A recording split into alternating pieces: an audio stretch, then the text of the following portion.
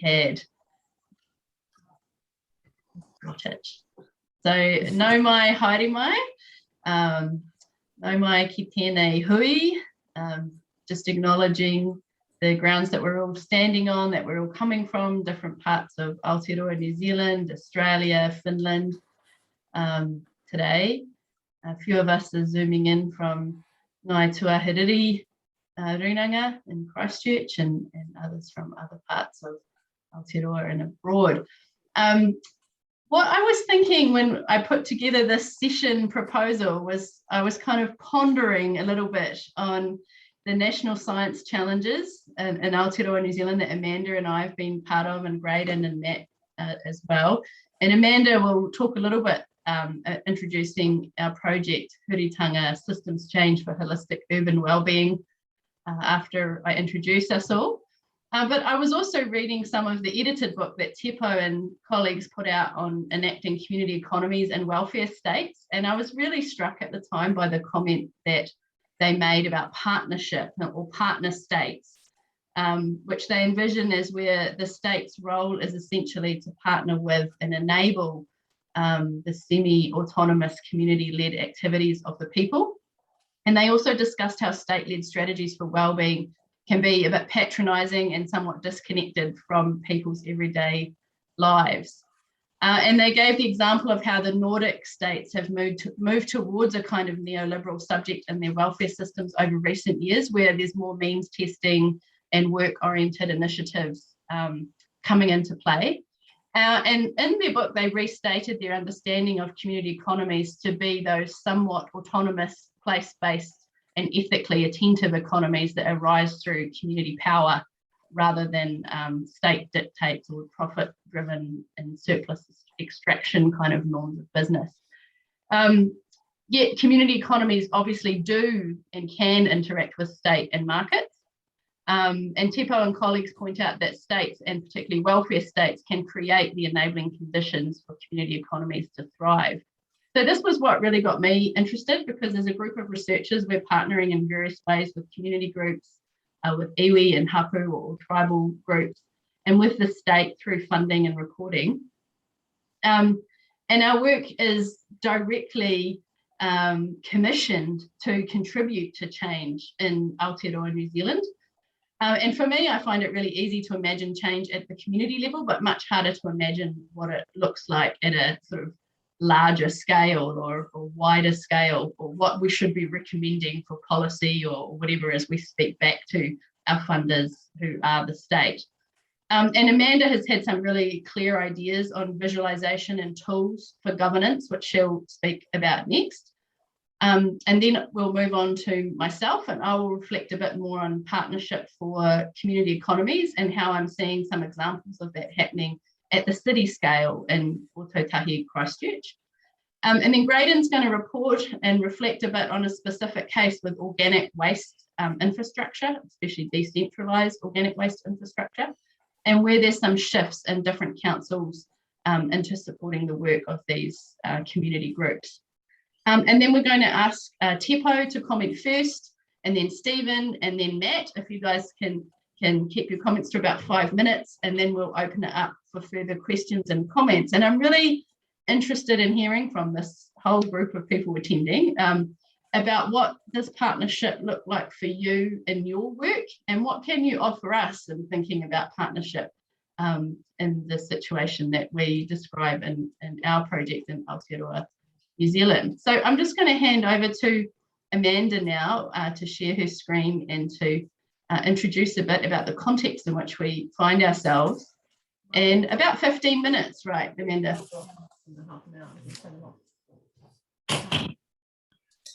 Around that, yeah, thanks. And thanks, Kelly, and kia ora mai tātou. No Ngāti rangi wewehi, Ngāti whakaue, te aitanga māhaki, runga whakaata hoki ahau, iriri ati nei ngā mihi kia koutou. Kia ora, I'm Amanda, speaking to you today from Tamaki Makaurau, Auckland and Aotearoa, New Zealand. As is customary, I just acknowledge where I whakapapa to, what land and people I'm from, and gave thanks, asking that my greetings fly to you wherever you are. So I'm going to talk briefly of our National Science Challenge Urban Wellbeing research about a particular kind of partnership that's foundational to this program, and about some tools that start to enable that partnership to be realised on the ground. So the National Science Challenge is a central government funded research program that tackles the biggest problems and opportunities facing New Zealand. We're with the Building Better Homes, Towns and Cities National Science Challenge, and there are 4 programs. The emphasis on impact and connection in the BBHTC, which is really important for our Huritanga program, which is concerned with urban system change in response to urgent social, cultural, ecological crises, emergencies and opportunities.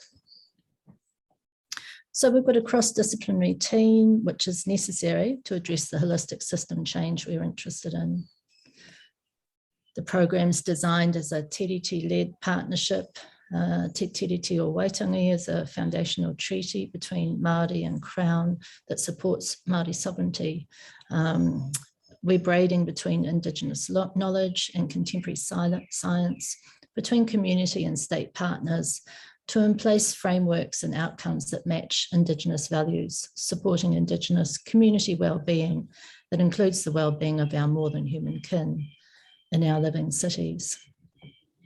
So we're developing a toolkit, a range of connected tools, a Modi Order urban wellbeing compass, a Modi Order data index and display, a CROI return on investment tool, a composting tool, and we're also starting to put in place small urban wellbeing pilots, such as urban forests or composting initiatives or food commons that test out change on the ground. So these are tools for culture change, for Modi Order, for urban, social, cultural, ecological wellbeing. They're tools to build partnerships between iwi or Māori kin governance groups, between communities, between local and central government. These tools are intended to socialise and spatialise Indigenous ethics of care for more than human wellbeing, affecting culture change from the current linear industrial modernism model.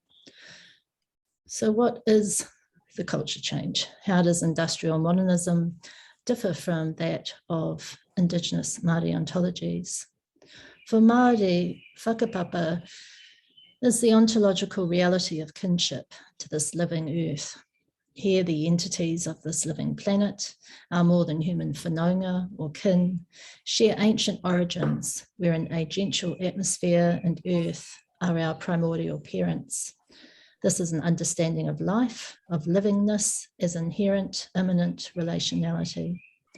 This earth-oriented ontology understands ground, rock, river, sea to be living entities, interlinked with trees, birds, insects, fish, and humans, all as whanaunga, kin, or relations. This Indigenous knowledge system resonates or has adjacencies to contemporary science, which identifies how biotic life arose from abiotic origins, and which describes a luka, a last universal common microbial ancestor, which arose from abiotic origins and to which we and all life living on Earth now relate. The Māori mesh model is the tuapapa and taharangi, the foundation and horizon of our phase 2 program. For us, wellbeing is a social, cultural, ecological condition. It's a more than human ecological systems approach. It's fundamentally not anthropocentric, nor does it engage with industrial modernism's superior-inferior binaries, which separate a dynamic human culture from a supposedly passive nature. The model is based on Mātauranga Māori, Māori thinking and knowledge systems as an Indigenous-led strategy to meaningfully change the current ecological emergency of the Anthropocene or Industriocene in New Zealand as it manifests in the urban realm. So Māori is the reality of a connected life assemblage. This is a thinking of life not as individuated, not animate or inanimate, but rather of life as life field, as enmeshed connection. Again, this concept resonates well with contemporary ecological science that describes a global ecosystem, a biosphere or ecosphere, that integrates all living things and the environments that they live with. When this life system is thriving, it's in a state of Māori order, holistic well-being. But this life system is currently in a state of Māori mate. We're in the red. Key planetary limits are being exceeded. Ecological diversity, the life system of the planet, is being radically eroded.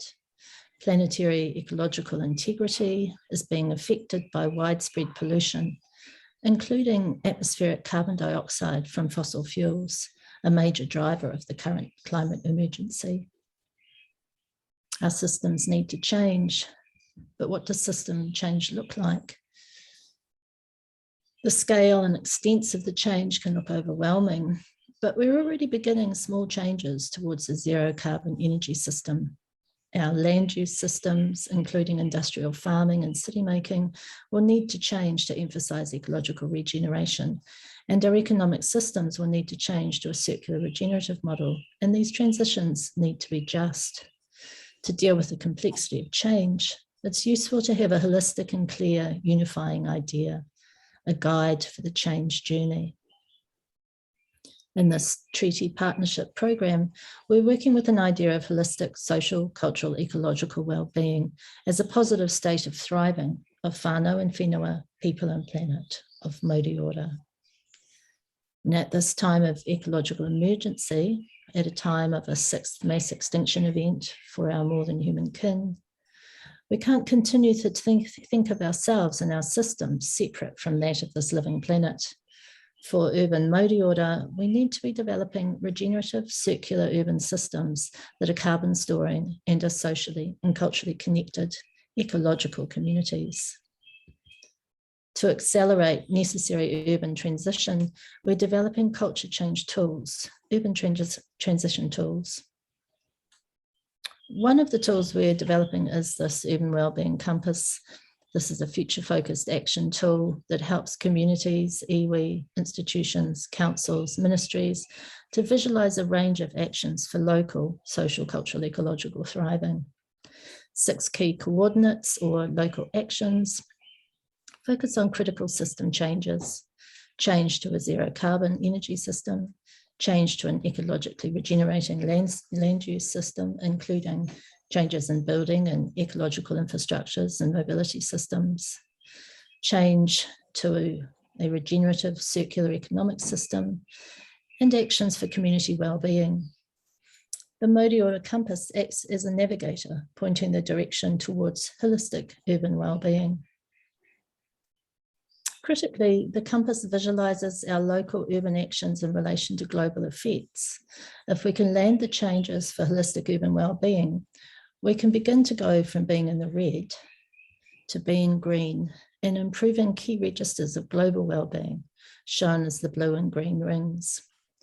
Increasing urban ngahere or forests and blue ecosystems can help to improve planetary ecological diversity and ecosystem well-being, shown in the outermost ring. Shifting to a circular eco-economy with biodegradable materials can begin to reduce pollution and return ecological integrity, seen in the second ring. Shifting to an urban zero carbon energy system for built infrastructure and transport can contribute to the process of rebalancing local global temperatures and water cycles.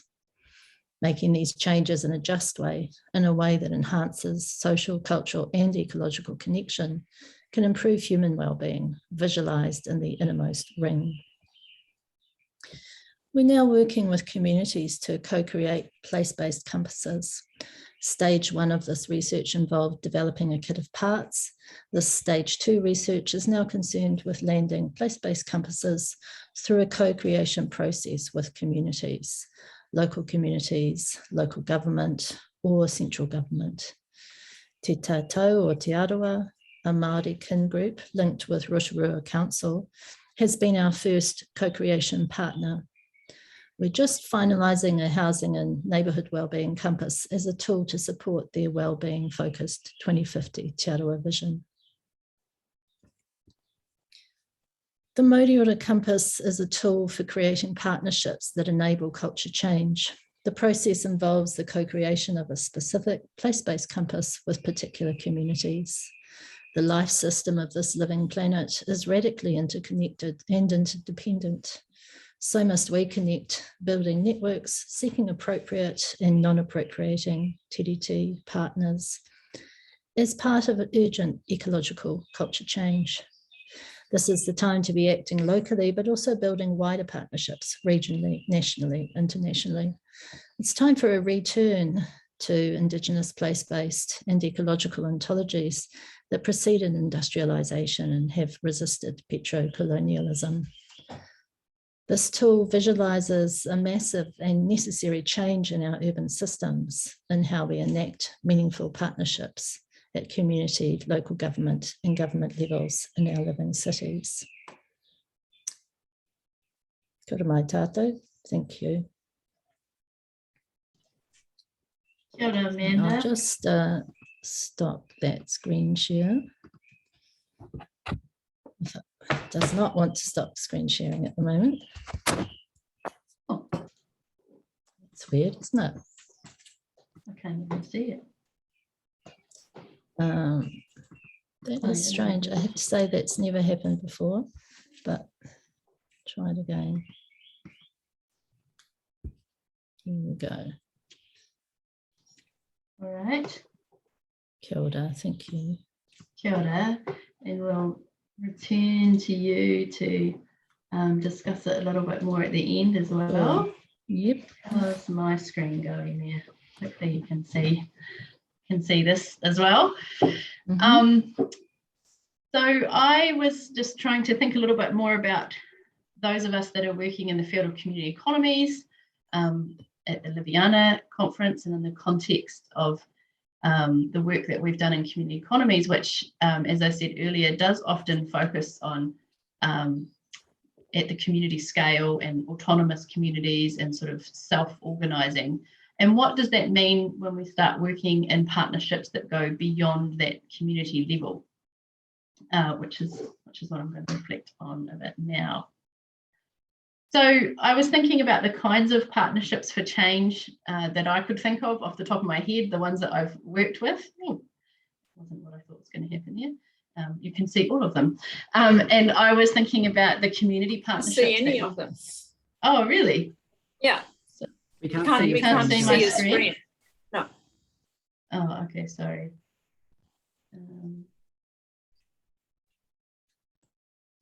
Your boy's going to say something. There you go. Yep. There we go. Yep. Thank you. Cool. How's that? Yeah. You can see some stuff on there. Good. Perfect. Sorry, if you were waving at me, I couldn't see you because of the way my screen was set up. Yeah, so just thinking then about the different kinds of partnerships for change that I've been involved in and that I'm sort of moving into, and starting with community partnerships. A lot of the work that I've done and that many of us do is partnering with community groups. The image in the back of this slide is of the kitchen garden at Cultivate Christchurch, which is a site where Graydon and Stephen and I have done research previously.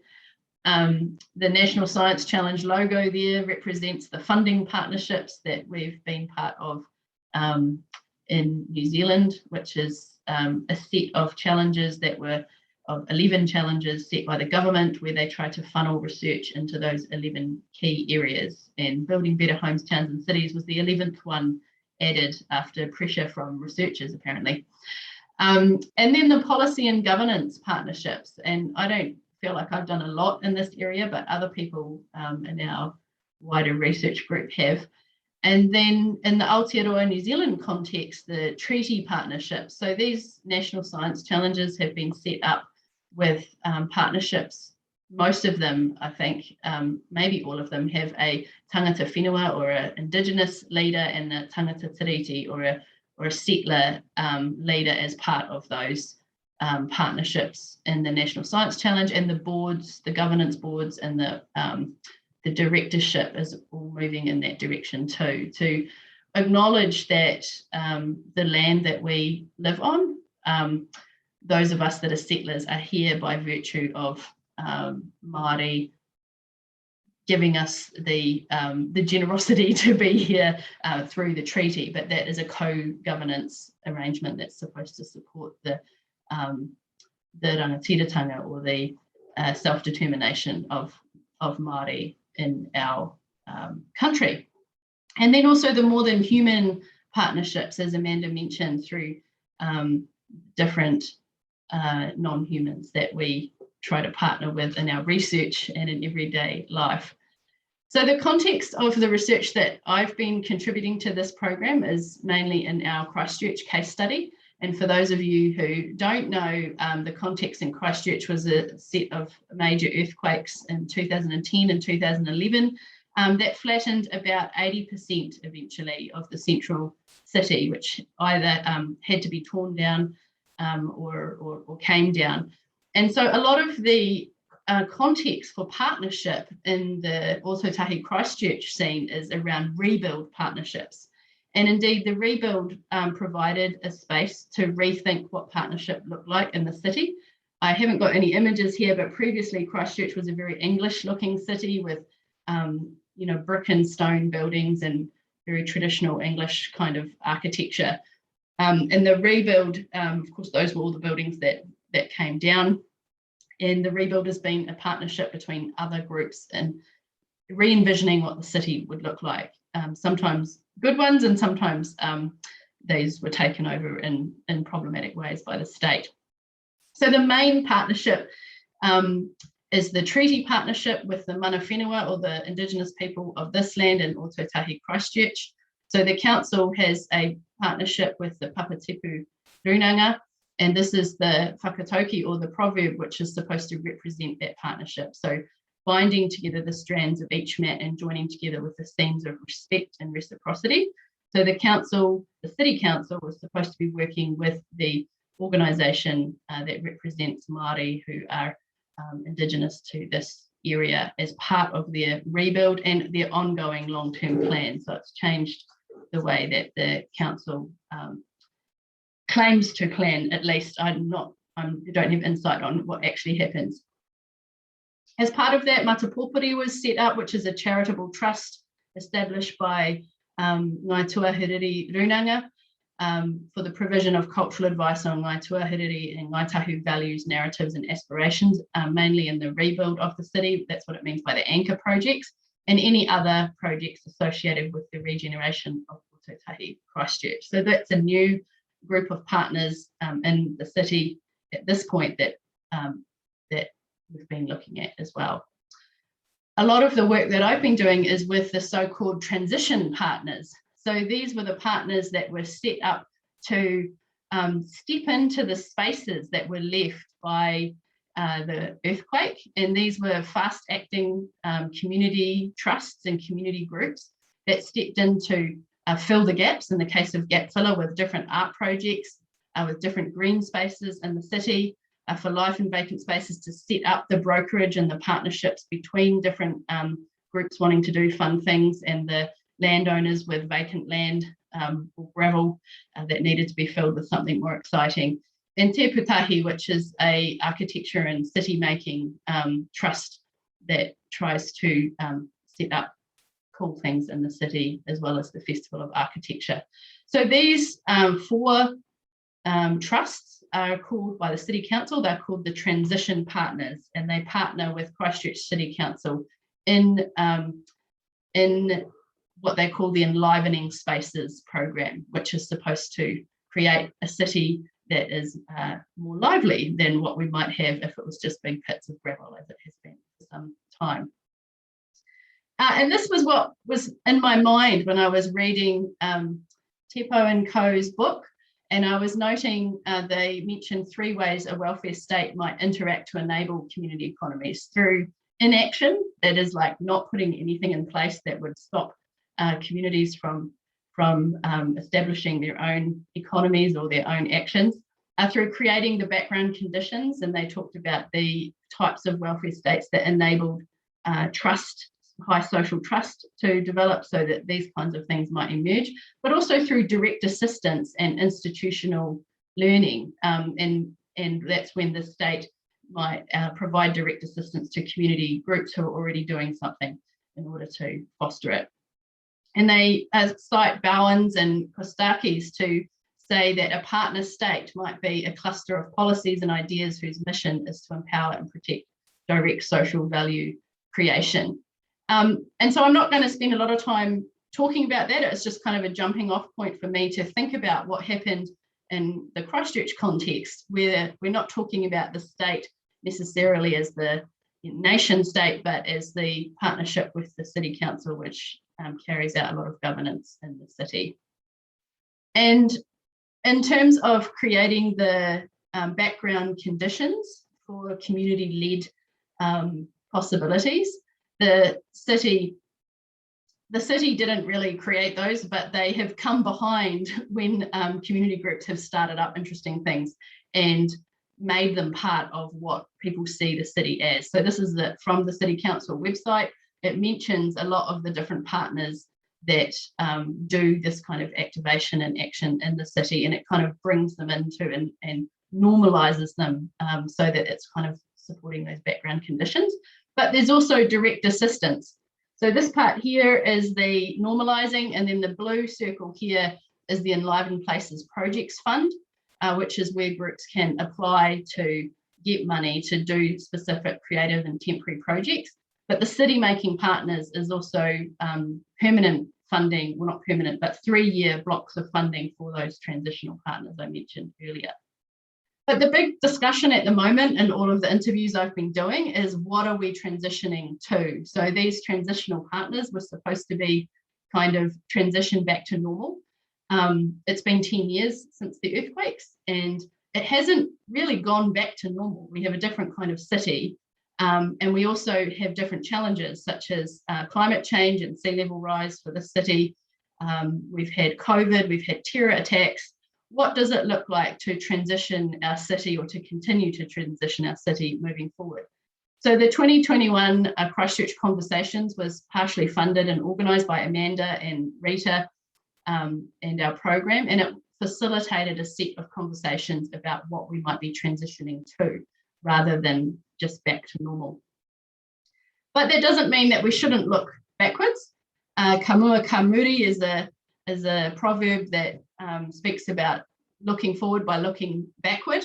And the sculpture here was gifted to Christchurch by Kazu Nakagawa, and it is about reflecting back on what we need to learn from the terror attacks in Christchurch. The looking back that we have been doing is the 10-year exhibition celebration with Life in Vacant Spaces, which has really done, I think it's done about 700 different projects over the time that they've been operating. And we're looking at, when we look back at what Life in Vacant Spaces have done and how they've contributed to the transition to where we are today, how does that help us think about how we might enable that transition and transformation that Amanda was talking about earlier? What does that teach us about how social change can happen in the city?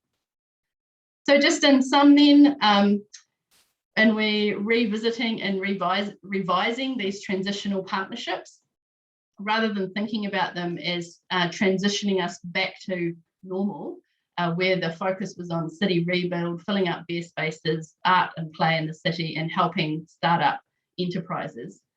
We might start thinking about these transitional partnerships as something different, as a Huritanga or a transformative mode of transitioning with treaty partners and responding to climate change, thinking about how to enact post-growth cities, increasing circularity, as Amanda said, and through place-based relationships in particular cities for particular places.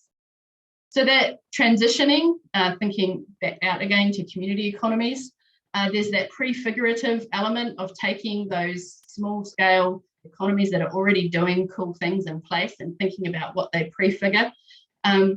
There is autonomy, but it's not as autonomous as what we might think about maybe in Teppo's work in Finland, because there's always that element of treaty partnership. So it's not always autonomous for those communities, but thinking about being in partnership with Manafenuwa. and in partnership with other entities as well. And so far, our vision for this has been to do these sort of case study partnerships and think about how they might spread to other places. So looking at Christchurch City Council, how would that look in Te Tātou or Rotorua City Council and other parts of New Zealand? So that's all I had to say. Thank you. Try to stop sharing so I can see you all again. Kia ora.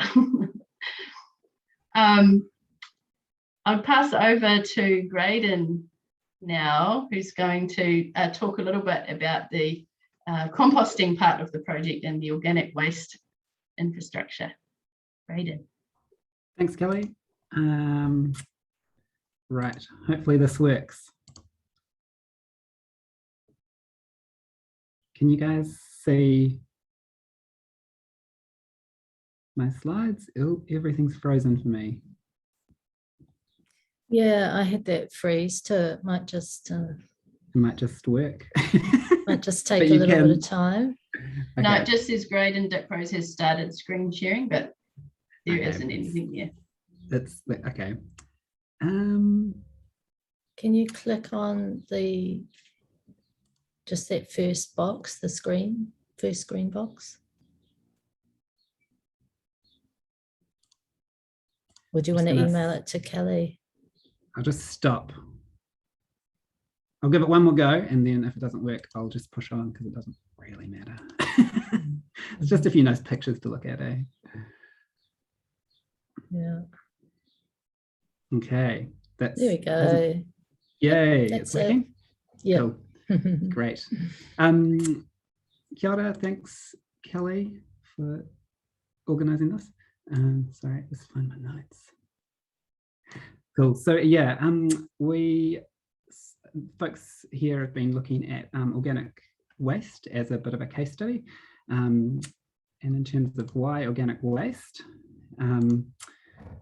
I suppose just because it cuts across so many fundamental shared concerns of human well-being, and by all accounts we're not doing well at managing organic waste or equitable food access and distribution in Aotearoa New Zealand at the moment. Excuse me, Graydon, can you put it on the view for the presentation? Oh, sorry. Yeah. Read it better. Thanks. How's that? Sorry, I'm working on a tiny laptop. And yeah, there's just, too many things to look at on this tiny screen. Cool. Okay, so on the right here, we've just got some stats on food waste in New Zealand.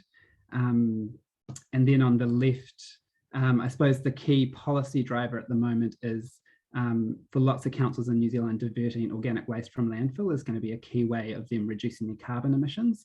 And that's become increasingly important with recent carbon reduction or neutral targets that have just been legislated over the past year. So there's kind of this key policy driver at the moment that's playing out across the country. So lots of councils are scrambling to try and make decisions around how they're going to better manage organic waste, because at the moment heaps of it is just going straight into the landfill. And so what that's prompting, I suppose, is lots of discussion and debate around what type of options councils should be investing in going forward. And this is playing out in different councils across the country in different ways. So for instance, in Auckland, which is New Zealand's largest city, they've opted for a centralised curbside collection of organic waste, and they're going to be using these large industrial anaerobic biodigesters to process it. So they've recently committed to a 20-year partnership with EcoGas Limited in the millions of dollars, and the plan is that they'll start collecting this curbside food waste sometime soon, depending on COVID, using electric trucks. So the waste will be transported around 3 hours to this big processing plant outside of the city, but they'll eventually be processed back in Auckland once the new expensive plant is built. So advocates of this type of approach, talk about the kind of cutting edge technology of it, the circular economy approach underneath it, and probably most importantly, the capacity to manage organic waste at a really large scale in a really kind of efficient, centralized system. In contrast to that, there's been, I suppose, a range of community-led initiatives and kind of social enterprises that have sprung up in recent years in different cities, and they've been experimenting with quite a different approach. So it's a decentralized, what we're kind of calling community composting. So these operate in really different ways. Some are kind of subscription services, so you pay to have your organic waste picked up and disposed of. Others are more kind of open source, or part of community gardens where people just drop off their waste to composting bins, take shared responsibility to manage it, and use the compost on the gardens. Most of these types of projects tend to be super localized. They rely on human labor, and they extend existing technology and infrastructure, and they often use vacant or underutilized urban space. And they're also using a kind of circular economy approach in place, and that's kind of really key to them. It's really hyper-local. They often also build communities of practice through things like composting workshops, newsletters, regular social media posts, and the buying, selling, and exchange of both the compost and the food that's grown from it. So the advocates for these approaches kind of emphasize the whole range of benefits that are not often accounted for or valued when we're talking about waste infrastructure. So they talk about kind of the meaningful paid and volunteer work, how it feeds or helps foster a kind of local food security, promotes urban biodiversity and soil health. They also talk about in terms of community resilience, and also not involving significant investment in expensive infrastructure or technology. And then they also talk about it connecting folks with nature and natural processes like composting and decomposition. And they argue that if these types of things were scaled out, they could help people shift to lower carbon lifestyles.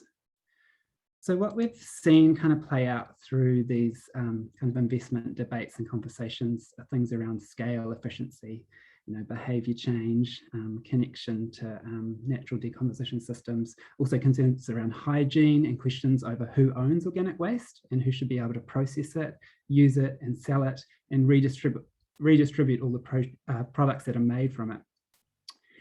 So essentially there's questions about, what types of waste infrastructure do we want to invest in? And there's a real feeling at the moment across the folks we've been speaking to that these decisions are going to impact the shape of our cities in some ways, and also the way in which waste is managed for years to come. So it feels like a really important moment for waste infrastructure in New Zealand. So just in terms of what we've actually been doing, we've been doing interviews with council planners, so local government people and waste managers, and also community composting gardeners in 3 of New Zealand's largest cities. So those are Auckland, Christchurch and Wellington. We've also been reviewing planning rules and waste bylaws for those 3 cities, and we've done a bit of a media analysis on compost. We've started to develop an education resource to help community composters navigate the planning and regulatory requirements around starting these kind of projects.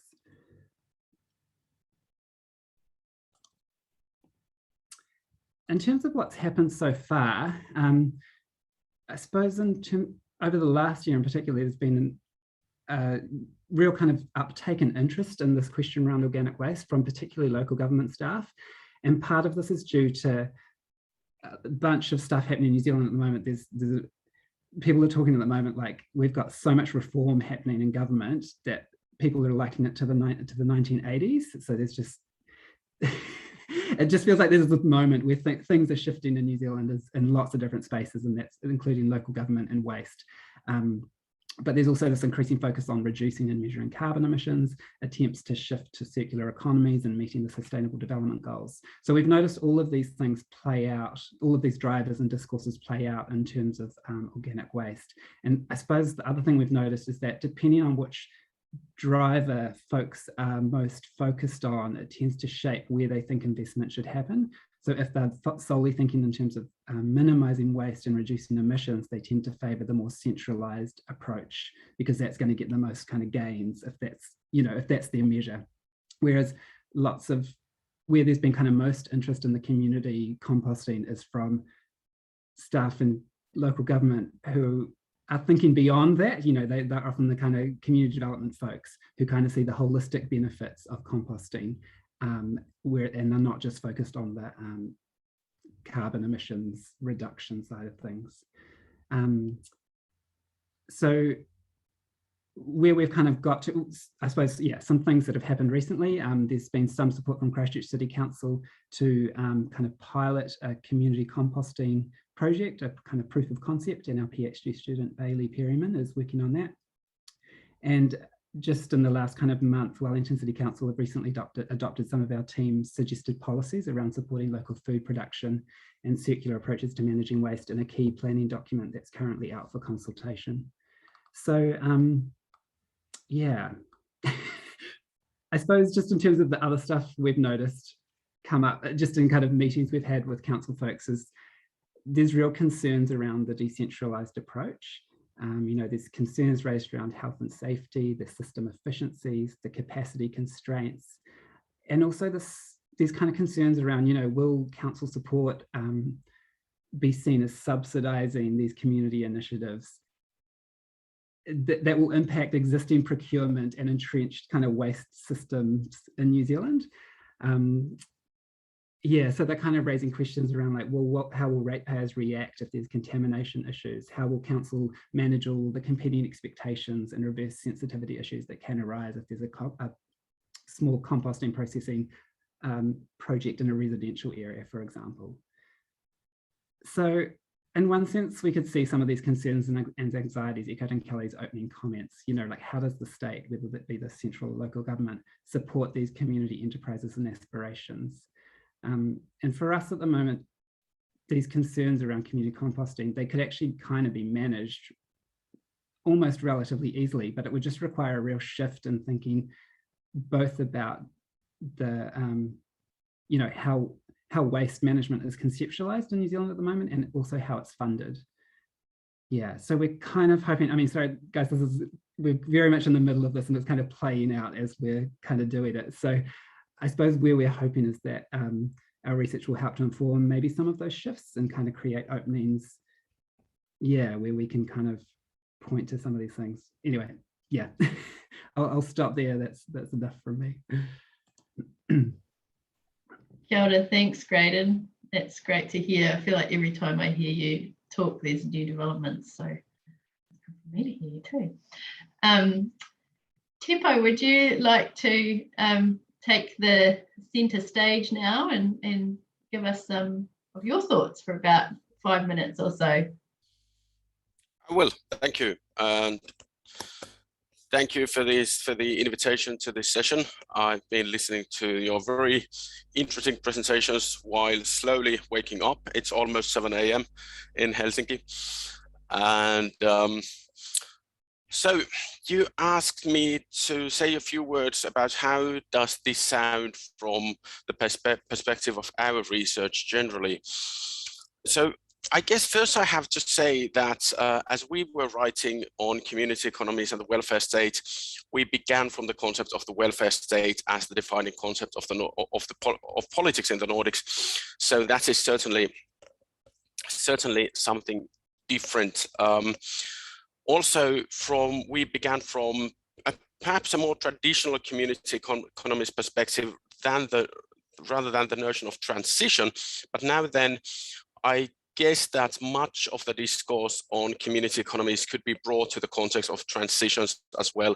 So it could be relevant for these discussions. So I guess our kind of main idea was a certain unhappiness about how the state and community economies are discussed, which was that states, and particularly the welfare states, are seen as quite constant entities, and there are political debates around whether they are lost or defended. While discussions around community economies tend to be most about their organization, as if they would operate in a kind of social vacuum or void with no connections around them.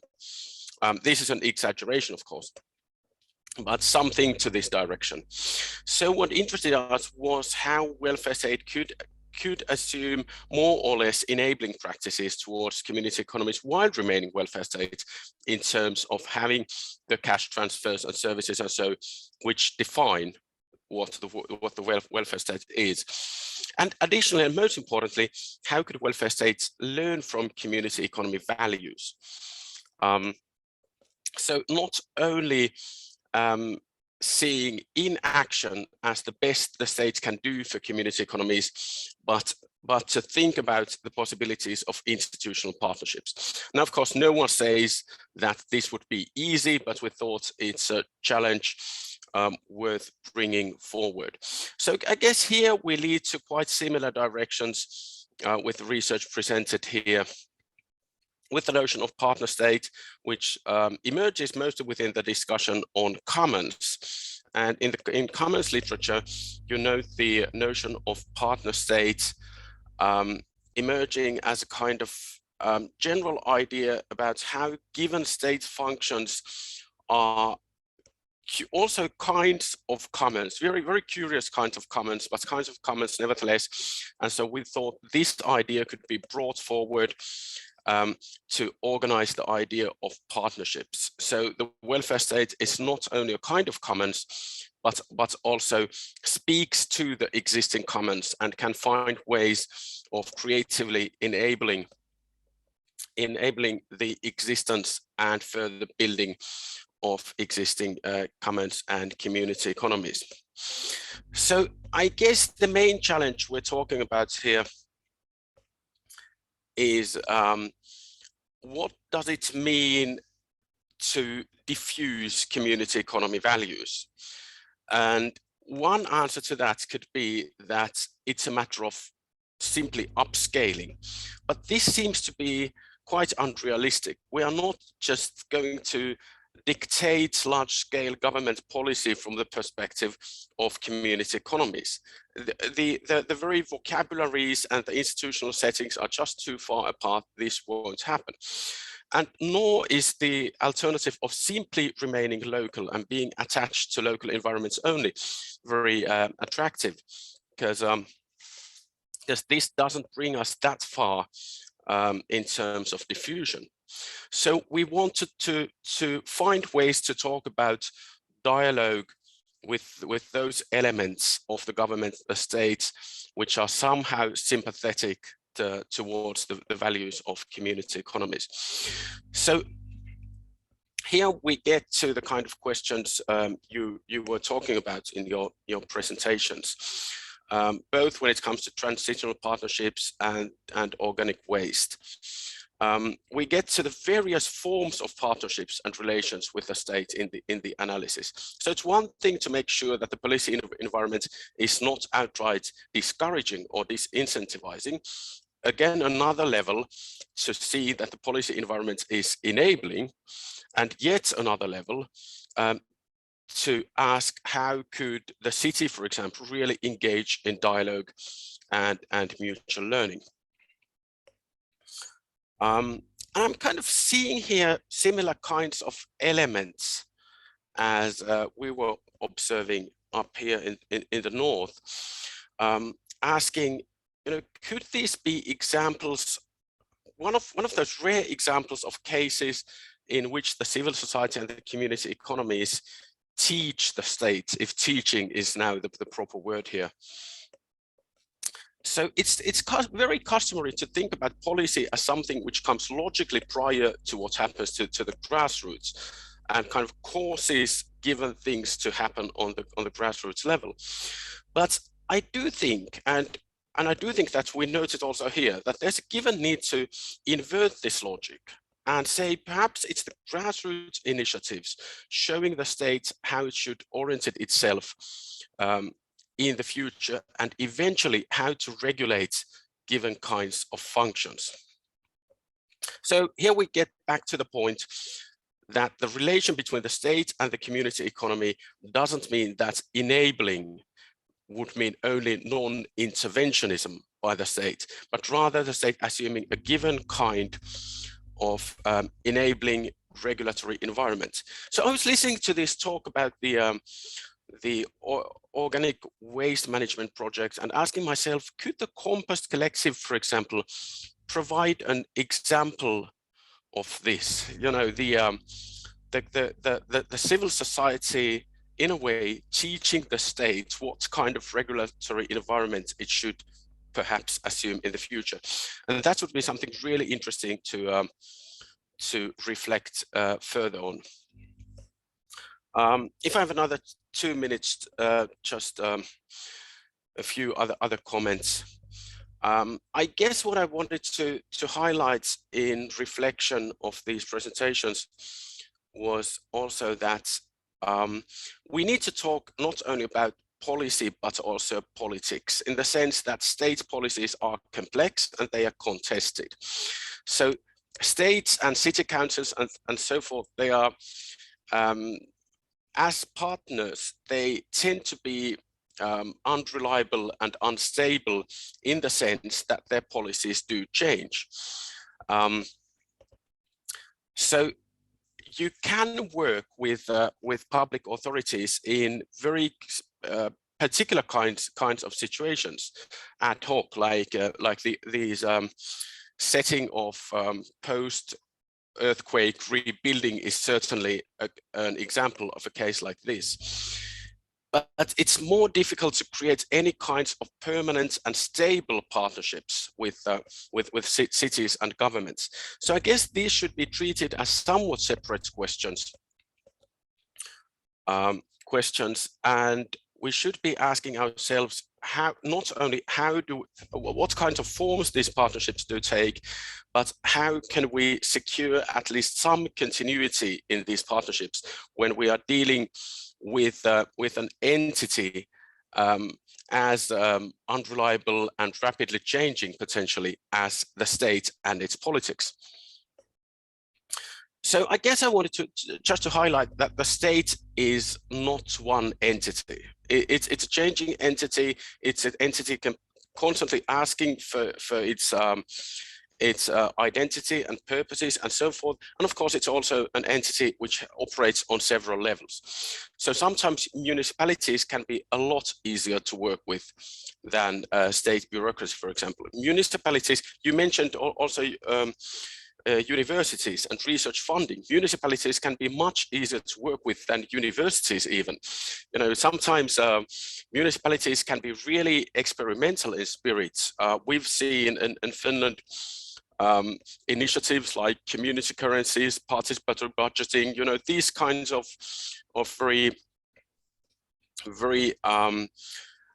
kind of experimental ideas abound within municipalities. At the same time, we see universities becoming ever more managerial and neoliberal in spirit, and find it surprisingly difficult to work with universities in these similar kinds of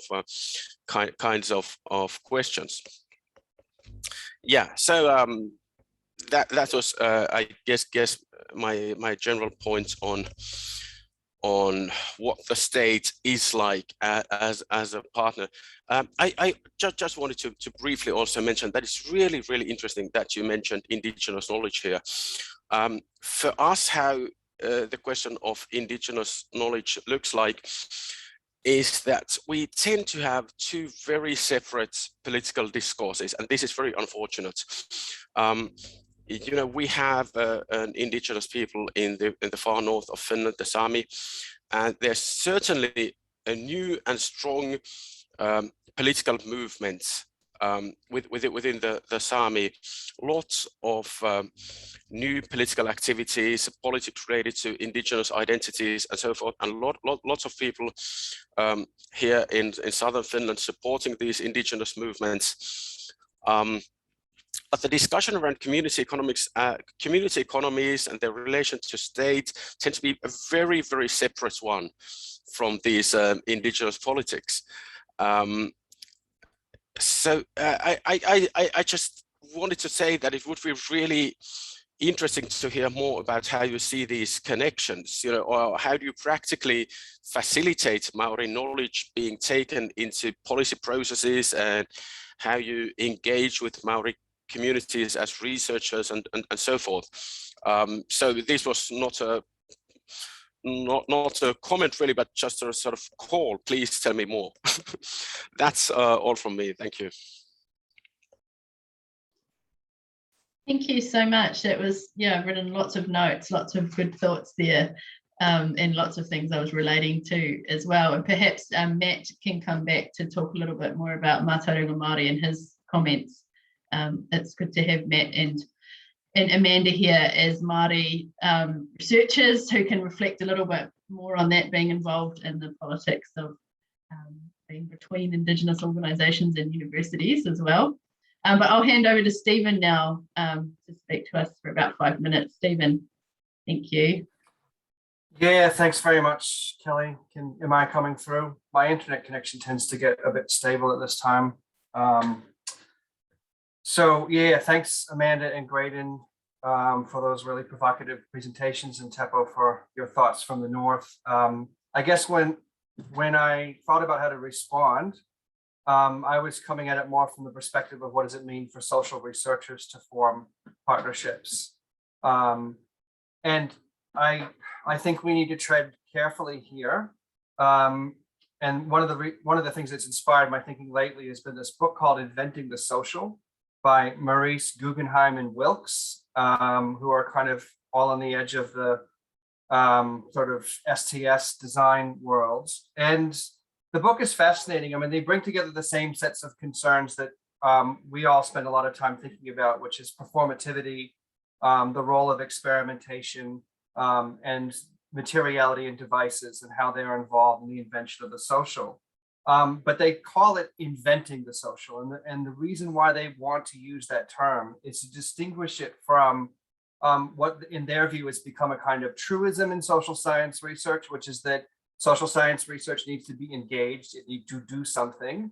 And that oftentimes, at least at ICS and at Western Sydney, that means forming partnerships with local councils, right, and doing something.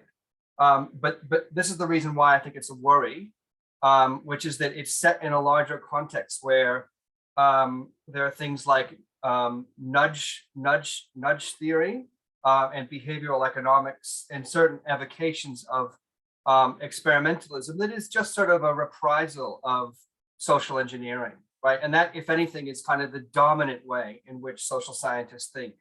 And, you know, so for instance, when we're talking about climate change, it comes down to like, how can we shift the pattern of people's energy use or just communicate more effectively? And it's a very impoverished understanding, I think, of what it means to be engaged. And then, in fact, they say it's premised on this idea of society being designable. And so, you know, you're dealing with behavioralism or nudge theory when society is just imagined to be this passive thing that we can somehow manipulate, right? So their alternative, their evocation of this notion of inventing the social is, you know, again, very familiar to us who operate in the community economies tradition. It's participatory by design. It sort of operates on the assumption that people from different places or backgrounds can bring something to this process of transition and change, that ordinary folks are involved in a process of experimentation and reinvention all the time. And I think like the community composting would be an excellent example of that, including different ways of measuring and valuing activities, or even thinking about or constituting what an economy is in the first place. But it changes the nature of academic inquiry. It makes it a collective, or even, you know, why not, communistic enterprise in terms of its orientation. And in terms of the material, they insist that materiality is what pushes back, so that we're really in an experiment when we actually don't know the outcomes in advance.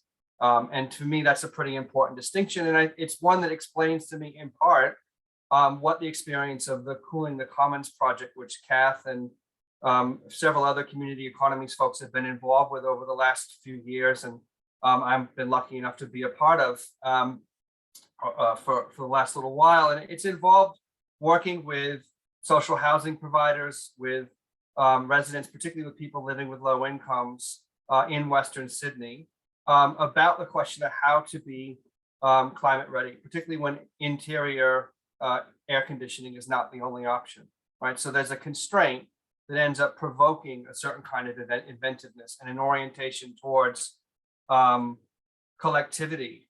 So, you know, this has been kind of a project that's gotten carried forward with and without funding. So for instance, Abby Melek-Lopez and I have been talking with people from Penrith Council, which is the hottest suburb in the world, and various social housing providers that are also involved in our linkage bid on this same subject, to really think about how to take action now to get people to be sort of more aware of and willing to testify about their lived condition of what it's like to live with the heat, to insist that that should be part of a political discourse.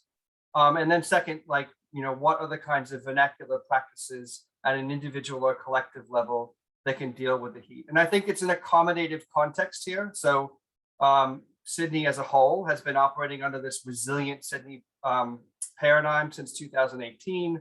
which came from, well, that kind of bad design tradition I just talked about. It came from the Rockefeller Foundation. But the good context is an insistence that Sydney should have 5 million more trees than it presently has, and that we should use renewable power to make air conditioning more and more accessible.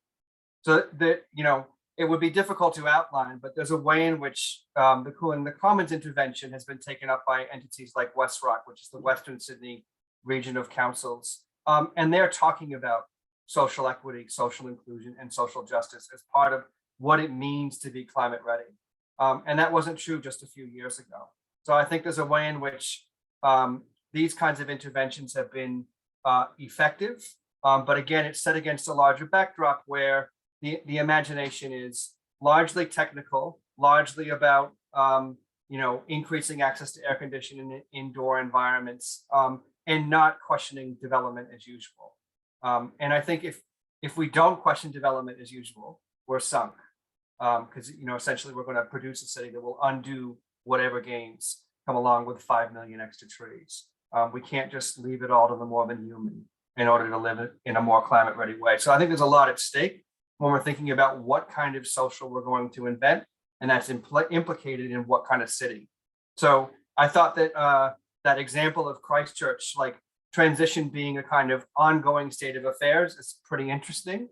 And the possibilities for transformation. And I guess the one question I had was that concept of kamua kamuri, which was looking back to look forward. It seems really parallel with Abby's mentor, Tony Fry, who's a design theorist that has an ongoing dialogue with Arturo Escobar, where he talks about design futuring, and in particular, the role of imagining some point in the future and trying to think about, well, what would it take to get there? And that is sort of a context for a different kind of participation that is creative, artistic, and inventive, and really elicits that kind of collective response. So that seems to be something, an idea that could actually travel. All right, so I don't know if that's been 5 minutes or not. My time says 4:09. I think I've been disciplined. Thanks. Thank you, Stephen. Lots to think about there. And could you tell me the name of the Guggenheim, what was it, book that you mentioned at the beginning? Yeah, mate, it's We'll stick it in the chat. Yeah. Yep. That'd be awesome. Matt, I think, does everyone know Matt? I haven't been introducing people very well, sorry, because I kind of assumed everyone knew each other. But Matt is also working on this project with us and was supposed to be away recording music right now, but his recording got cancelled. So we're lucky to have him with us.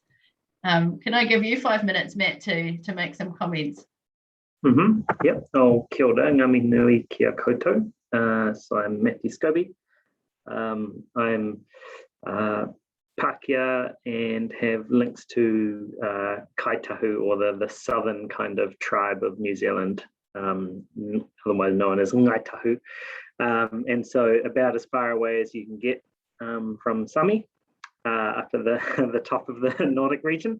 And I love to often, a lot of Māori go visit there and vice versa. And I always love those kind of images of Pacific peoples in the Arctic and vice versa. And so really I would love to kind of build on Tepo's comments about the state and thinking about the state in the Aotearoa New Zealand specific context, right? Because this is a settler colony, and it's a specific settler colony with, at this stage, or at least in the contemporary politics, takes the treaty or Te Tiriti very seriously. So just briefly, Te Tiriti was signed between Māori and the Crown. So you won't often hear Māori referring to the state. You'll hear the Māori referring to the Crown, which has its own set of kind of implications that go right back in time and right across to England. This kind of guaranteed in the Māori version what's called Rangatiratanga, or Rangatira Rāranga. It comes from Rāranga, which is to weave. And it's basically an expression of weaving people together, but it's often taken to mean self-determination, right? So Māori were guaranteed rangatiratanga, and the Crown would exercise what was called kāwanatanga, which is a transliteration of governor. So kawana is governor. And so the Crown would look after their people and Māori would look after their people. That's the basis of Te Tiriti. This was translated differently after Māori had signed it, or most Māori had signed it, and it kind of it guaranteed the Crown sovereignty, right? So Māori, the treaty that was signed by Māori guaranteed Māori Rangatiratanga. And so this has been interpreted in different ways, but we still think of New Zealand as a settler colony, right? With Indigenous peoples struggling for some form of self-determination. And so kind of modern liberal interpretations of that are what we call the treaty principles, which is about participation, partnership, and protection. So that partnership comes in there. But some of the more radical interpretations of that include this document called Matike Mai, which was like some quite radical Māori lawyers, which interpreted the treaty to be these separate spheres of authority. So the Rangatiratanga sphere and the Kawanatanga sphere, and then a relational sphere where those two spheres work together. And so you've already got this kind of much more fluid interpretation of Rangatiratanga and Kawanatanga, or the state. So we easily fall into these traps of, as we all know, setting up capitalism as a totality, or the state as a totality, or settler colonialism as a totality, but there's all this fluidity within those things, right? And so that Matike Mai makes us think about, rather than the state as a totality or as a large kind of provider of welfare that funds other things, how might we fund the Rangatiratanga sphere directly, right, or resource it directly? Because at the moment, other than some wealthy kind of businesses that are the result of settlements, so Ngāi Tahu, for example, has a wealthy holdings company where we make money mostly within capitalist kind of markets. But how could we think about, rather than being a wealthy business within a kind of colonial capitalist sphere, how could we resource and build capacity in the Rangatiratanga sphere directly? Because at the moment it's still structurally constrained, and Māori will often go to the Crown, who have the ability to tax for funding, right? So you're still privileging the Crown or the state in that analysis of self-determination. So how might we build capacity in the Rangatiratanga sphere directly? Because at the moment, this partnership in that liberal kind of interpretation is very unequal. So the Crown is far more heavily resourced than the Rangatiratanga sphere, with all these things that Kelly's talking about, Māori co-directors, Māori co-governance, responses to resource consents, all of those things. Māori have to be involved in everything now, but don't necessarily have the resourcing to support that. And people are spread quite thin. So I like to think about, for example, Amanda's work is providing capacity and knowledge and resourcing directly to that Rangatiratanga sphere, so that when they go and engage in a resource consenting process, the Crown can be kind of blown away by how well resourced and how much knowledge that the Rangatiratanga sphere or hapū or iwi have in that engagement. So just going back to those comments about the state, we often expect and traditionally, even in the last 30 years or so, I think Graydon mentioned the 80s. So for context for New Zealand, that was when neoliberalism kind of swept through by means of a Labour government. We've often expected the Rangatiratanga sphere, so Māori organisations and Māori councils, to emulate the Crown, right? So the Crown tries to create Māori councils in its own image. But what if we go the other way around? Why can't the state, as you say, Tepo, emulate the Rangatiratanga sphere or emulate those grassroots movements that are organising from below? So state is often conceptualized as fixed and relatively total, but it doesn't have to be. It is a fluid set of relations, as is the Rangatiratanga sphere. And hopefully as these develop together and start to work together more in that relational sphere in the middle, I think about like a Venn diagram, we might see more Indigenous influence on the Crown and bringing Indigenous knowledge, politics, practices into the country more widely. So Stephen mentioned walking back or drew attention to that ka mua ka muri, walking backwards into the future. Some of the projects I'm involved in elsewhere, and including this one in some ways, is kind of imagining what these things would look like if colonialism hasn't happened. So how might we manage, how might the climate crisis have been addressed by Aotearoa if at least the treaty was honoured, or if colonisation hadn't happened, right? How would we organise housing? How would we organise urban planning? All those kind of things, without always having to fight against colonialism. And so that's one thing I think we're more broadly looking at the kind of wider politics and structural conditions of this project, is thinking about how we can build that capacity to imagine what that future might look like, or might have looked like had this thing not happened or happened differently. So those are just my responses and comments, and thank you for letting me have a yarn. Kia ora, that was super interesting. Yeah, thank you so much for that, and for explaining all the things that we kind of just glossed over in excellent detail. Amanda, did you just want to make any final comments before we open up for questions?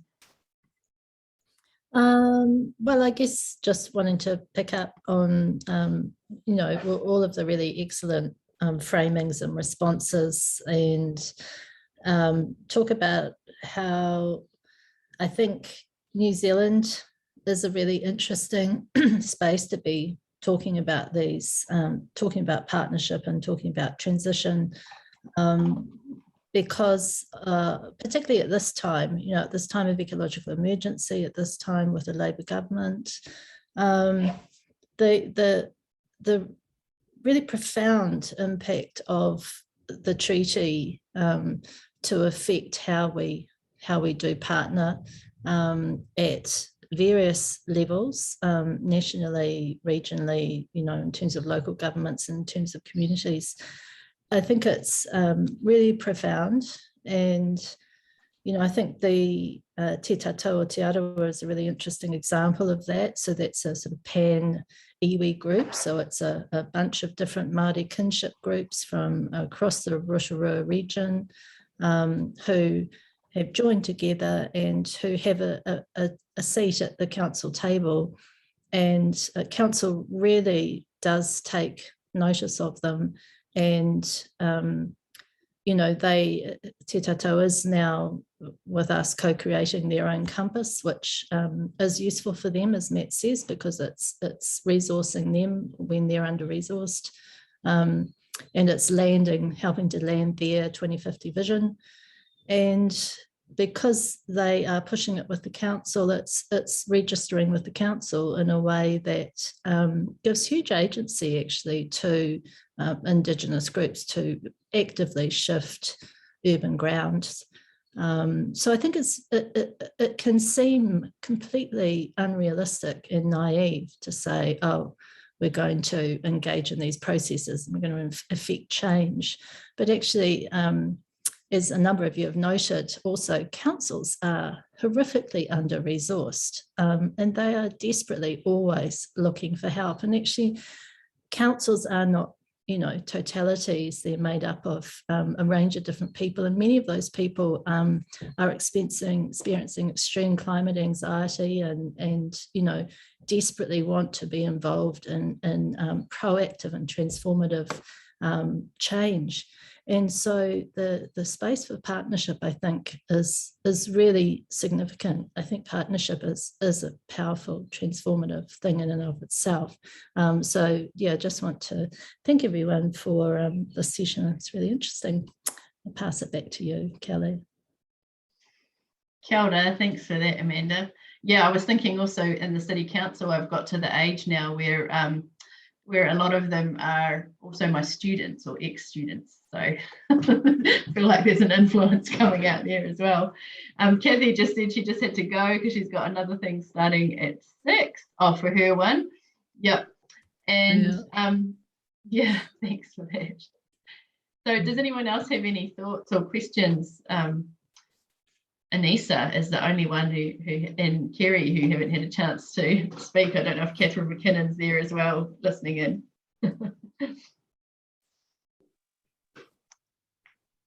Yeah, I could say a few words. Well, lots of really incredible thoughts, reflections from everybody, and I was out on a walk, so I didn't take any notes, but was just trying to absorb everything that people were talking about. And I mean, my PhD research is in an international space, so it's in an international food policy space at the United Nations, and that's a very interesting arena, of course, because you've got you're dealing with a whole different scale, and you're dealing with incredible differentiation, you know, within and between countries, but also it's social movements that are there. So we've got Indigenous peoples organizations and networks that include Sami peoples, that include Māori people, that include,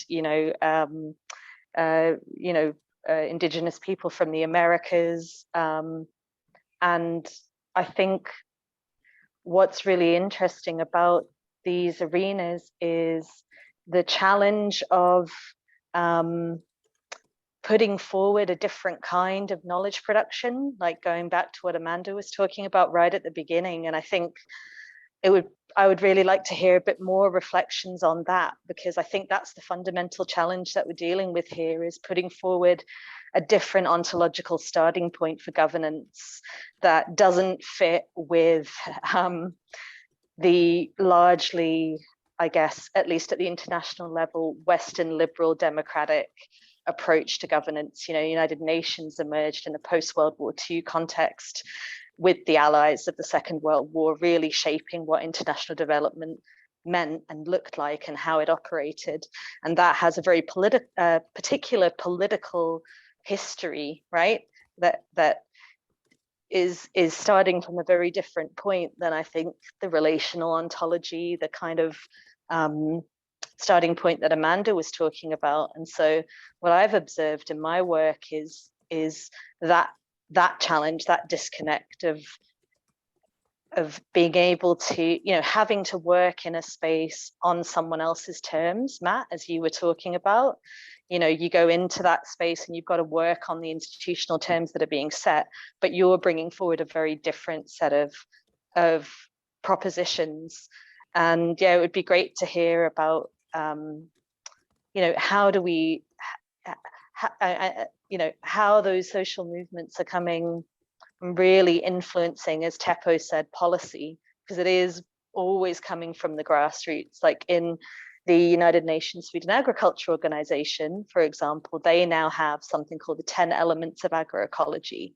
The reason that exists is because of the work of social movements over decades and decades to bring forward a different set of principles for ecological agriculture, right? And how we might approach food systems governance that isn't based just on a set of technical propositions to produce more food and export it, and trade it.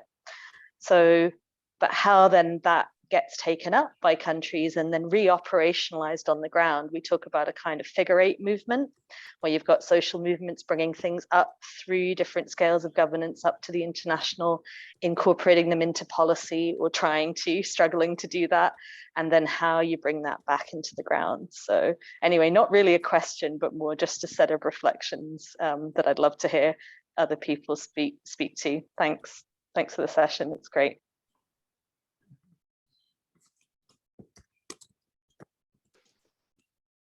Thanks, Anissa. That sounds real. I'm just writing the figure 8 movement down as a way of thinking about how that happens. Yeah, and I see Graydon was nodding away there. I don't know if he's got anything to add in the food space on his thoughts about that. No. No, it was really just nodding. That was really fascinating. Thanks for sharing that. That's awesome. Just writing it down.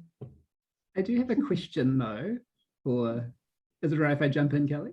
Yeah, anyone can jump in. I'm just like awkwardly trying to keep things going. Yeah. No worries, I will jump in then. Stephen's got his hand up. My question was actually for Stephen, but also others.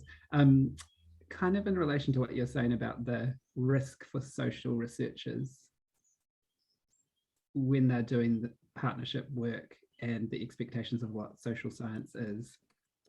I'm just thinking, so just a quick reflection, I was in a meeting with senior folks from our Department of Conservation last week. So that's the New Zealand government organisation that's responsible for conservation, and they were talking about the change that's happening there, and they were using things like, we need behaviour change if we're going to get the action we need on biodiversity. We need people to, they were kind of using the behavioural psych terms, and yet they were also talking about community development and community-led, communities need to be empowered. And their theory of social change was just this confused kind of mix-up of all of these things that are just like buzzwords that they're just kind of grabbed, it was just a fascinating.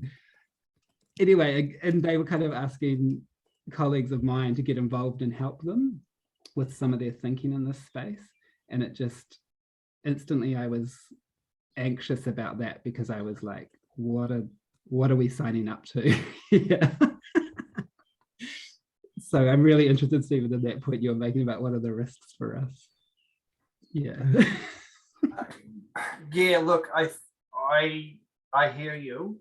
And it feels like that just came up for me in the latest round of this Western Sydney Heat partnership, where the fellow from Penrith City Council was just saying, I come from a communications background. We've just got to get the message out there about adaptive practice. And again, it was that sort of attitude behavior change approach. And yet I also know from having worked with him across a few different things now, that his vision of what change is and what meaningful involvement is a lot bigger than that. So I guess for me, it's I just do what I do best as a guy, which is practice selective hearing and just amplify those sort of discordant moments where he's more talking my language, and then push what those possibilities are. Because I basically trust that the social housing providers really want to recognize their tenants not as clients, but as human beings that they're working with.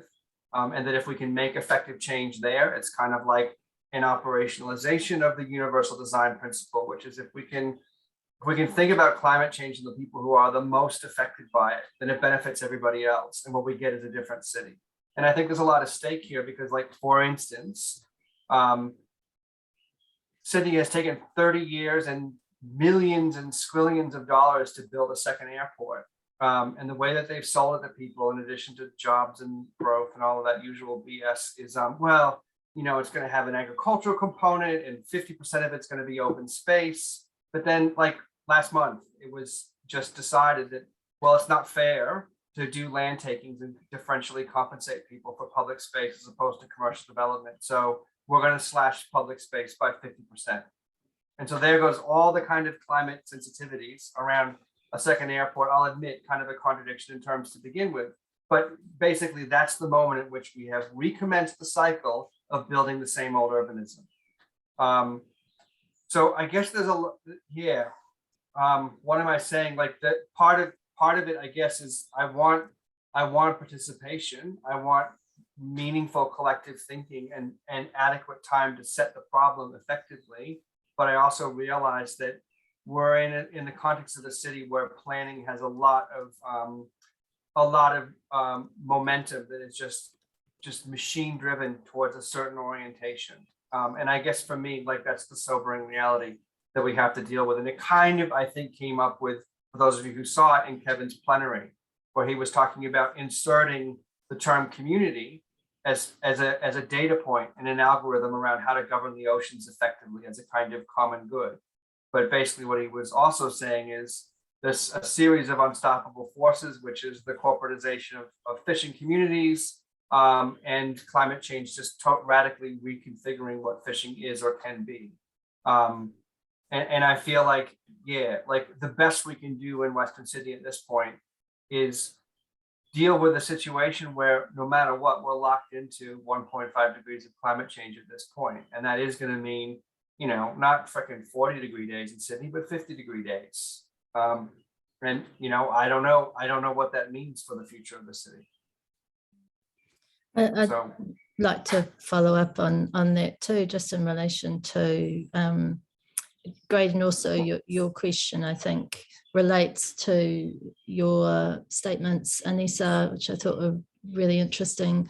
Ontological change, I think, is really, in a sense, the thing. I mean, behavioural change it can manifest in a range of different ways, but you know, it is quite a technical approach, as a number of you are suggesting.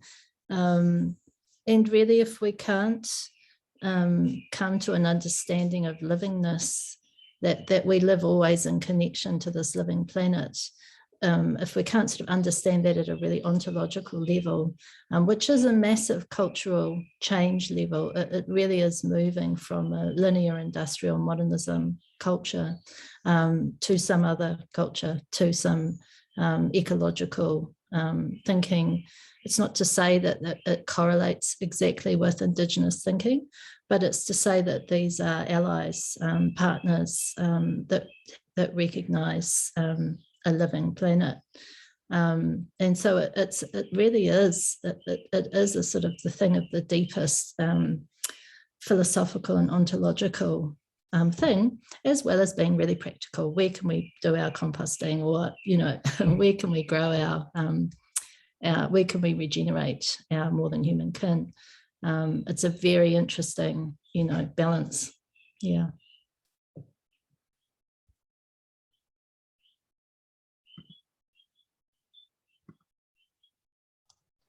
So I have another question. Given the state is unstable and contested, where do you guys invest your time and energy in trying to get change?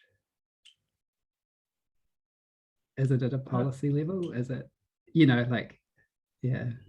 I was just going to ask a related question, which was back to the state being, what did you say it was, Tepo? Like the state is basically just unreliable and, you know, changing all the time. But I was then thinking, it's egotistical as well. The egotistical, they're very concerned about, particularly at council level, what other councils are doing. And if councils are seen to be doing something that's particularly transformative or exciting, or gets them points from government, like addressing wellbeing and connecting with Māori, then they're like, you know, and that's real. That's a real part of a transition process, I think. You know, yeah. Well, I was just thinking, though, that one of the things that doesn't change perhaps so rapidly is maybe the sphere of Rangatiratanga that you were talking about, Matt, that because you've got another, like, it's like, I mean, I don't know a lot about iwi politics, and there's lots, I'm sure, but the cycle isn't 3 years of election necessarily.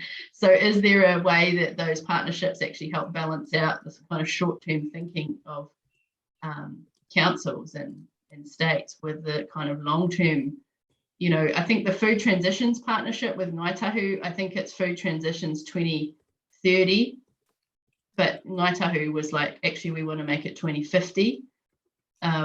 Or the other way around. No, they wanted 2050. So the university was slow, and then Ngāi Tahu was thinking 2030, because we've actually already been planning for this for 50 years already. So I wondered whether there's something there about those partnerships that could balance the sort of rush to change in state, maybe. I think so, definitely. Yeah, you can see it in sort of major, and they are ontological order of shift in those changes that have been happening recently in our legislation, where legislation for the holistic well-being of rivers or forests is landing, and it's landing after, you know, an intergenerational 100 years plus of activation on the part of Manafenuwa to achieve that culture change.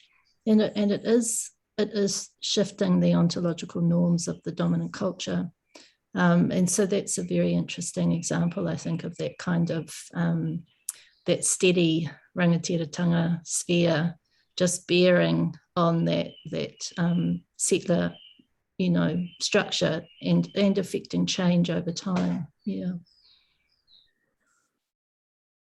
I might just jump in and then Tipo can hopefully correct my interpretation, but I think by the state being constantly in flux, it's not just the people in the government that changing, it's the relationships that the state engages in, how it engages in, all the people changing, all its priorities changing, how it engages with the citizenry and so on. So in terms of Rangatiratanga, particular leaders not changing, Mark Solomon was in charge for almost 20 years.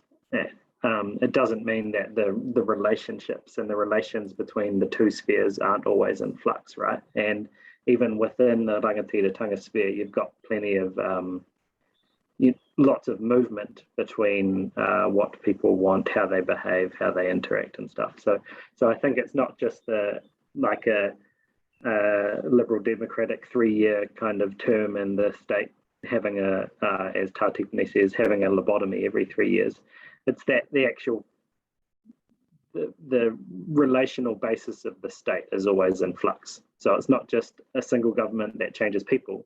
It's actually, and this is, going into theories of the state and state theory and stuff. They're kind of pushing that quite a lot, but hopefully Tepu can say that a bit more clearly than I just did. Yes, very good questions posed here. Indeed, I would agree that the question is about the relations, or also not only about the states as entities or the governed people as entities, but you see these relations being also changing. And I would say also motivations within the state bureaucracy. So you find this a lot in relation to community economies. You might have governments which are encouraging towards community economies, and they see positive aspects of creating, or sort of vision of creating social value in supporting community economies. And you could see other governments supporting community economies where they only see a kind of justification to very neoliberal policy, as you see in the UK. Like, in the UK, you'd hear constantly these stories that there's the local government who wants to slash the budget of the local library, and then people go and say, oh, we need those books. And they say, oh, we'll just support Friends of the Library NGO, where people will do this as a sort of nice community volunteering thing. So also what governments intend, what they wish to achieve and justify by given kinds of actions, that is also constantly changing in addition to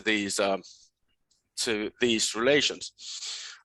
But then also to reflect on the question of how to respond to these unreliability of the state as a partner. I would say that one of the key things is to create small institutions. Now, emphasis on the word small. We were working quite a bit with Helsinki Time Bank to establish some kind of stable partnership with the city of Helsinki, so that the city would somehow support these local initiative for social value creation. And at some point we realized that if this is to take place, we have to make the city somehow engaged. So the strategy was that the city would actually open an account with the local time bank, so that they could use it also to to encourage volunteerism in community buildings, local parks, and so forth.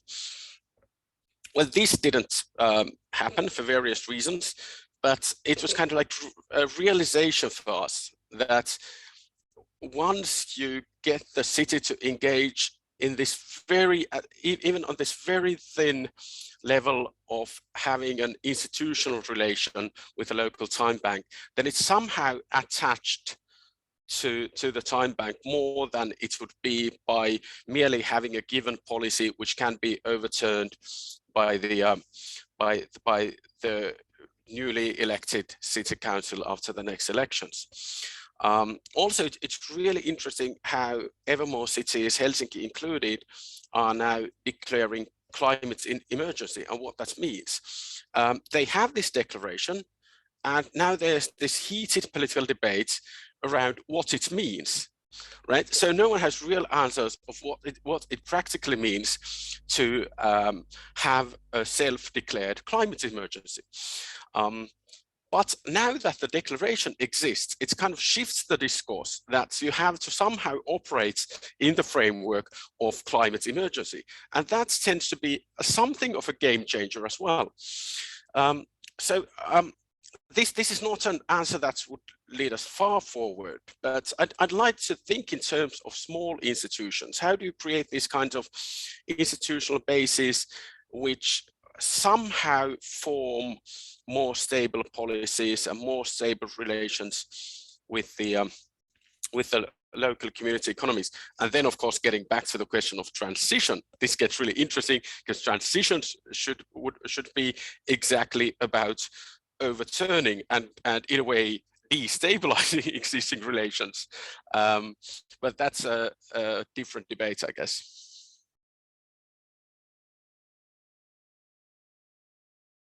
We've got Anissa and then Catherine, and that'll be taking us up to the end, I imagine. Thank you, Anissa.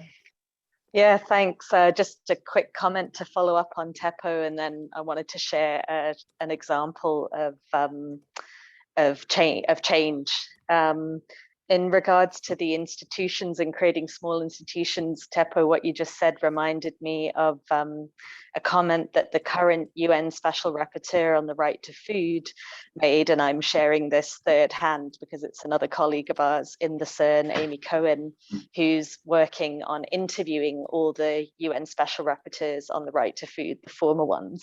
And apparently he made a comment in an interview about institutions. He said, our goal should not be to create institutions, but to come together in a convivial, respectful, reciprocal way, and then see what emerges out of that. And I think that was a kind of beautiful aspiration.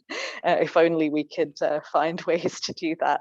And then I wanted to share an example. So through the United Nations Committee on World Food Security, which is hosted by the UN Food and Agriculture Organization, there have been a number of voluntary guidelines. I mean, they're all voluntary because they're at the international level. So every policy that is formed at that level is always with the caveat that it's subject to national law. So although nation states approve it, it then has to be taken back down through the figure 8 into countries and then worked with to try to operationalize in different ways on the ground. So one of the policy processes that was adopted very early on was a set of voluntary guidelines on the governance of tenure of land, fisheries, and forests. And it was a very interesting process. It was done in 2012, and I wasn't around at the time in that space, but a colleague of mine was, and she now works as a consultant for the FAO. So at the time these policy guidelines were being formed, the social movements were very, very active in this UN Committee on World Food Security, and they were able to bring forward a sort of community economies or a diverse economies reading of tenure to show that there are diverse kinds of tenure, right? It's not just private property relations, but that there are customary land rights, there are usufruct rights, there are all kinds of different forms of tenure that we might consider. the other acknowledgement that got into those guidelines was of women's rights to tenure as well, which is contested. Often it's enshrined in law, but in practical terms, it's often contested by different kinds of customary arrangements in different countries.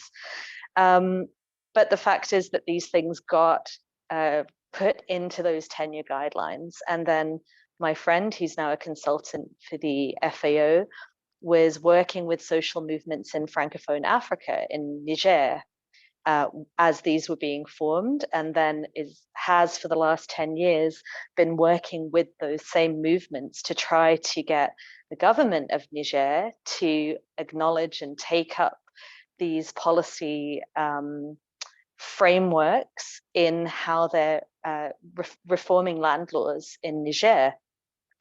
So it's been more than a 10-year process, but long story short, she has been successful because she already had relationships with many social movements and civil society organizations, customary chiefs, tribal chiefs, religious leaders, and then worked with government to kind of sensitize them to the existence of these policy guidelines. And as you mentioned, Teppo, the fact that these things existed, especially in a UN document, they were able to kind of mobilize the existence of these things and say, hey, look, it's in these voluntary guidelines. Governments, you should pay attention to this. It's written down, women have rights to land. There are different forms of tenure. And so, you know, I'm oversimplifying. It's been a long road and a lot of convening of conversations and slowly shifting the thinking and institutional kind of orientation, if you like, to slowly shift, and it's been having an effect. So governments and not just governments, but even the customary and tribal chiefs who previously sort of ignored and sidelined women weren't really participating in these discussions. There are now women's councils that have been self-organizing, and it's a very slow process. So just to go back, I just wanted to share that story because it is an example, I think, of how change can happen, but it does take a lot of time and dedication. Over to Catherine. Thanks. Well, maybe if any of the others would like to respond to the prompts in that story first. I don't want to take away from that. And I don't have anything particularly well put together to say. It was just that listening into the conversation was prompting a few thoughts for me, which, having joined the session straight out of faculty board meeting, which is like the performance of university governance in a 2-hour kind of mind-numbing process, and then coming into this session, you know, it's that and then it was Matt talking about yarning, because we've got some really strong cultural shifts happening in my faculty to be discussing and making decisions through having yarning circles, which is lovely. But then you've still got faculty board, which just, you know, the chair and the motion and the nodding and the no discussion at all, and just this performance of a kind of totalizing control over the world and what decisions are being made. And the other thing that I pricked my ears up was Teppo talking about time banking, and that, you know, time banking is always in my mind as something which, when you enter into it, you have to enter in not just as someone there to gift, but someone who needs someone who can also be receiving. So that reciprocity is really embedded in the time banking system. Yes, you can give something, but you also need to acknowledge that you need something back. So there's an implicit kind of expectation of vulnerability in that relationship and in that exchange. And, you know, at the moment with COP and watching my own Prime Minister, I'm here in Djadjawaran country in central Victoria, Australia, with ScoMo in charge, just performing that, totalizing, I know the world, I've got the answers, I'm not vulnerable, I will never show anyone that I am vulnerable or can possibly enter into any kind of relationship in that way. Yeah, it's puzzling and disheartening, and I look with longing across the Tasman to my long lost homeland of Aotearoa, and I know there's tough stuff happening too, but there's a very different model, it feels like. From this vantage point anyway, there is a model where there's space entering into governance, and in the role of the Prime Minister, there's space being made for vulnerability and for recognition that we give, but we also need to receive, that there's something else going on there. And I was just wondering, for you folk that are in Aotearoa now, does it feel that way for you? And does that feel like it's making openings for new sorts of changes to be possible? Or is that just my homesickness speaking? I can respond to that quickly. You know, when the national government was in power, there was no funding available really for sustainable urbanism projects. There was nothing, and you weren't even, you know, some ministries weren't even allowed to use the word sustainability. I knew people who worked in them, they were told off. And then, you know, Labour came in, and suddenly just there was a real flourishing. And so it makes such a difference. It is fundamental to the capacity to sort of affect change, who's in power at the time. And then there's also these sort of larger social changes that are happening. You know, people are increasingly concerned about sixth mass extinction event, or, you know, the extreme sort of hardship that so many people experience, you know, the sort of precarity of life in this culture. And so it is shifting. I feel like there's massive change happening in New Zealand. When for most of my life, I've been focused on how can we affect system change, and it's just been impossible. It has felt almost impossible. Currently, it feels like there's this massive shift happening. Yeah, which is not to say it doesn't take forever, and, you know, it's not a given. It's iterative, and, you know, it takes time, but definitely feels like change is happening now. I'm like, wow, this is insane. I've been waiting my whole adult life, and it feels like it's finally happening. Yeah. It's also, I also feel like there is what you're referring to, Catherine, about that vulnerability. There's both sides playing out. I guess on the one hand, the COVID response was about the government recognising they needed help, right? And so a lot of the modelers are just out here doing all the modelling for COVID response, and then that at first, for the first year, was listened to. So that's a really different role for the academic that what I'd experienced previously in my career, to actually be like, yeah, you guys actually know what you're talking about, you're the experts, and tell us what to do. And that actually was happening. I would say that many Māori health experts at the moment are feeling unlistened to because of there's some people are listened to more than others. So it's not all roses, but yeah, there does seem to be some valuing of the work that we do as being somehow useful for society and important. I don't know if, Matt, you have any thoughts on that, or Graydon?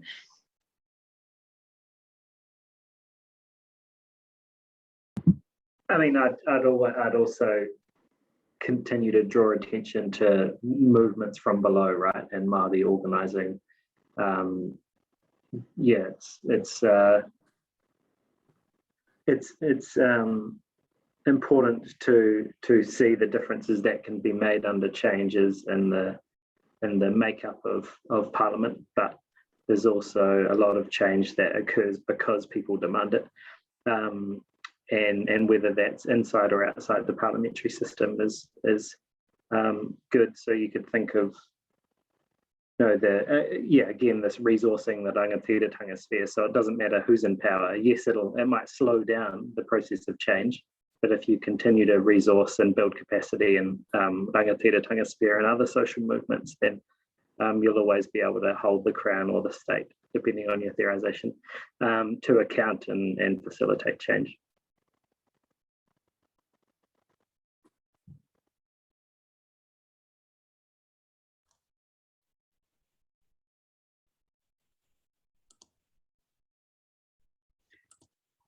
Catherine, I think I've just reflected, I've just finished reading the Ministry of Business, Innovation and Employment's proposal for restructuring the science sector. It's kind of like a green paper on the future of the science sector. And in it, they ask, I don't know, maybe over 100 questions. There's so many questions. And this is the case with lots of the reform at the moment. It's kind of like, I feel like there's an openness, and all of these questions are a reflection of that they don't know. Or yeah, there's just that it's kind of also overwhelming to know how to respond to that. Yeah. But, you know, like Amanda said, it does feel like there's an opportunity at the moment that I also haven't felt since I was kind of started being aware of the world at like 18, you know, how the world works. So yeah, it's kind of exciting as well, but a bit exhausting, especially if we get it wrong, right? Yeah, and maybe that's even a point to finish on in a negative way. No, but I was thinking, Amanda, working with you on this project, and actually, you know, when we were shaping up what's going to happen, and you and Rita were back and forth with the ideas, and we had the document. I remember actually, maybe I even rang you, Graydon, and I was like, I won't say swear words on here because it's being recorded, but I was like, what if we just get it wrong? What if we really don't know what we're doing? And this is being funded by the state, and there's all this expectation that we actually like do something, right? It's actually, I feel like, you know, it's really time to put on your big girl pants. And one of the things that has helped me a bit with the with Jacinda Ardern as the Prime Minister is that we're the same age. And so I'm always like, well, she can run a country, I guess I can do this one research project and try not to screw it up too bad. I think that's what I was loving when Stephen was saying before about we don't have to know the outcome in advance. So that I found that kind of freeing. I was like, yeah, cool. Totally. And any attempts, that's what it's any about. attempts to do that, it's just like they're fooling themselves. Yeah. It's just you know, asking a good question and engaging with that in integrity, and you know, it's what we're trying to do. I think we're doing that. Yeah, joining the conversation with everyone else. That's the thing. Yeah. Yeah. Oh, I just want to thank you all so much for coming, and thank you, Amanda, for inviting me into this project, and thank you to Tepo for getting up so early in the morning to engage with us. I really appreciate your insights, and thank you to Stephen and Matt also for responding with really different insights, really helpful, and Graydon for presenting your work, and Anissa and Catherine, it's great to have you along and have some people to bounce ideas off as well, and for all those who watch it recording, just send us an email if there's any questions that you have. Yeah, thanks Kerry for organising us. Yes, absolutely. Kia ora.